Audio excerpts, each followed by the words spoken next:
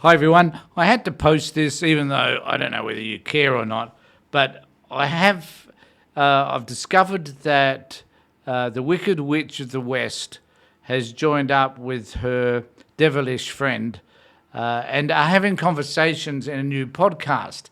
Now, they did this fabulous info commercial on Sky a couple of days ago, I guess, and I think it's enjoyable to laugh at these two irrelevant individuals. So I'm talking about Peter Credlin and Tony Abbott, an incredible and an amazing love affair, even though it might be platonic. Nevertheless, it's still a love affair, and how they have joined together to combat the left, because these people, as we well know, have all the answers.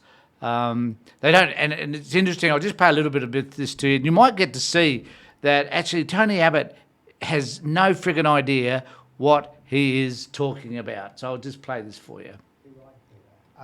We've both got a long history in this. We're not just talkers, we're doers. I love that. They're not just talkers, they're doers. What in the hell have you done? I mean, man, you're a disaster as a Prime Minister, and you're still remaining completely irrelevant today as well. Executives as well as just observers, and I think we can bring a unique perspective to consideration of exactly where centre-right politics here and around the world is right now. Plainly, in this country, it's at a bit of a low ebb. I hope that by delving deeper into things... What he means by low ebb is that the Liberal Party are becoming, each day, a little more irrelevant. And he knows that, and he's trying to desperately find a space that he can occupy along with Credlin in this place of inadequacy, and that while the Liberal Party are being pummeled because they have Dutton as their leader, Tony Abbott, I think, envisages himself as being able to come back and fight the good fight because there's no way in the world under Dutton are they ever going to be successful. Than usual. Not only will we help to unpack for people why the centre-right believes what it does and does what it does. But he hasn't told us what they believe or what they do, so I find that interesting. But give people who would like to vote for the coalition new heart for the necessary fight. What are they? Okay, I'm slightly confused now because I'm not 100% sure what the fight is fighting for.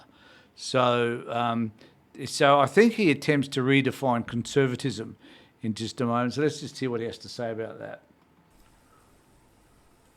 All right, before we go into some other issues, I want to give our audience a bit of a teaser of our first discussion. It'll be available. This is exciting. Stand by. For download via the Sky News app or wherever people get their podcasts from tomorrow. Have a listen. The long march of the left through the institution. And interestingly, having seen off economic Marxism, having failed... I feel a little bit guilty that I'm actually playing this stuff. I'm not promoting them at all. I'm just warning you to avoid them. To persuade the workers to revolt in the name of economic equality, the left embraced cultural Marxism, and we now find, for instance, the left persuading us to adopt forms of socialism in the name of protecting the environment, What a load of bullshit! Never have I heard so much crap. It really interests me that many people on the right will talk about, so they start using these, this is the Americanization of politics, unfortunately, but nevertheless, they're starting to talk about communism, Marxism, all these terms that we're supposed to, think, oh, well, my God, we can't do any of that. That's wrong. Little do they realise that there's many things about Australia which is socialistic.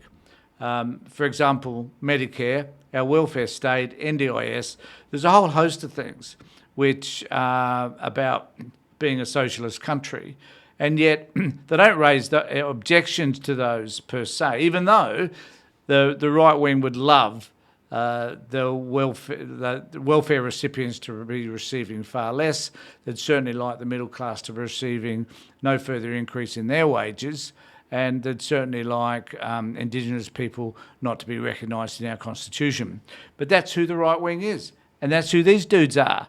However, here they are spouting off about their crap or something like that. So this is where I suppose the left have been on their game more consistently than the centre-right has been. And Wow. Tony, this is because the left never waste a moment of their time in power. I've seen this recently, a terrific piece by Joe Kelly in the Australian Today. I mean, a small target Prime Minister. That's who Anthony Albanese said he would be. So small change, did he say, or safe change before the election. Well, he's now turning into one of the most radical left-wing governments in our history, isn't he? Oh, Jesus. So, because Albanese is endeavouring, successfully or not, to be as transparent as he can and, producing The Voice, which, incidentally, I think this is worth noting, was actually an Abbott idea. However, because the Labor Party have taken it up and actually done something about it and are genuine about making that change, the right wing are up in arms about that, and they see that Albanese therefore is becoming extremely radical. I would even suggest that agreeing with AUKUS and spending billions of dollars on vessels that sink is not necessarily a good thing for Australia either. I think that there are quite a number of issues that Albanese has been confronted with, which he hasn't done as I would have liked to have seen him, or I would have liked to have seen him adopt different attitudes towards certain things. And, housing is certainly one of those, even though I don't agree with what the Greens have done. But, for some particular reason, these people seem to think that because Albanese is progressive, in some of the things he's done, if not all of, and certainly not all of them, then that he is extreme. Bizarre, but this is what they think, because, these are the crazies. Look, that's absolutely right, Peter. And whatever you think of the left, they are relentless and they are believers. And in recent times, too many coalition politicians... I think we should take that as a compliment coming from out. We are relentless on the left. Well, I would suggest that, 9 years in power by you guys made you pretty relentless as well. And then there were the Howard years prior to that. Some years before that, there were the Menzies years, which were at least a little bit more progressive than what you guys are. But, yep, I guess what he's saying is relatively true. The left is relentless. Haven't looked like they are really convinced that they're on the right track. They haven't really created a contest with the other side. And if it's a choice between Labor and Labor Light, people tend to go for the real thing. If it's a choice...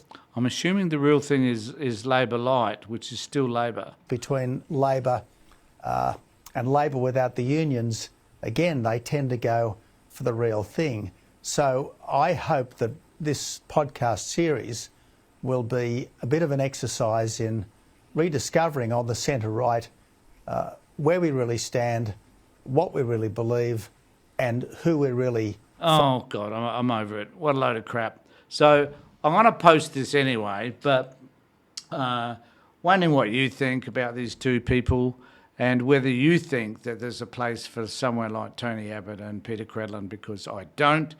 I think that they're harmful, but they are speaking crap. Like, there was nothing that Abbott said in any of that. And what they say for the remaining 5 minutes or so is much of the same. In other words, the right wing are offering nothing that is challenging the left wing apart from making a stand against the voice. That's all that they're doing. That's all that they have.